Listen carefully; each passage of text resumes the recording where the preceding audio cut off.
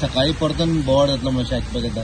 आज एक म्हणजे जे कितें स्पिकराचेर आल्टन डिकोस्टा जो ऑनरेबल MLA काँग्रेसचो आसा तो जे कितें उलयला तें बरोबर न्हय.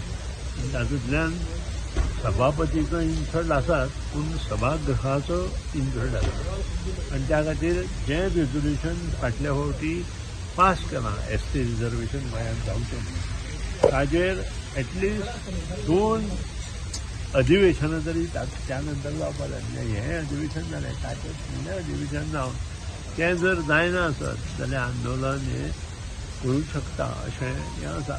आतां आपूण जावन मुद्दाम पांयार फातर मारून घेतलो ताका कोण कांय करचें ना तशें आल्टनान केलां. आल्टनान सभापतीचेर अशें आरोप करणे पेक्षा आनी तेंय बी विधानसभा डिक्लेअर जाल्या नंतर हें बरोबर न्हय अशें म्हाका दिसता. आनी त्या खातीर ताणें माफी मागप हें योग्य आसा आनी तातूंतल्यान बऱ्यो गोश्टी साकार ताजे मार्फत जातल्यो. कारण सभापती हें उच्च स्थान आसा आनी आमी तरी तें मानपाक जाय म्हाका दिसता. आनी त्या हातूंतल्यान तें आसा. आज कितें मुखार जातलें तें तुमकां सभागृहांत दिसतलें. पोजिशन म्हणटा हो प्री प्लॅन्ड आशिल्लो म्हणटा जे काल जाला तांकां म्हाका दिसना प्री प्लॅनाचो बी प्रश्न ना.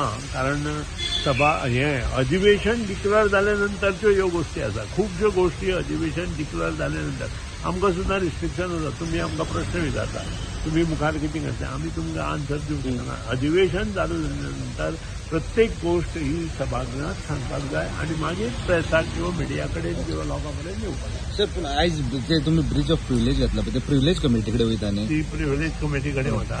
तरी आसतना आनी कितें बोवाळ जाल्यार आज तुमकां थोड्या वेळांत कळटा. प्ले कार्ड बीन तुमी रुलिंगान आसून घेवन येयल्ले स्वता अशी ऑपोजिशन येता अशें दिसता. पूण नाही तुमच्या लक्षात येना सभापती हें उच्च स्थान आसा जशें राष्ट्रपती हें उच्च स्थान आसा.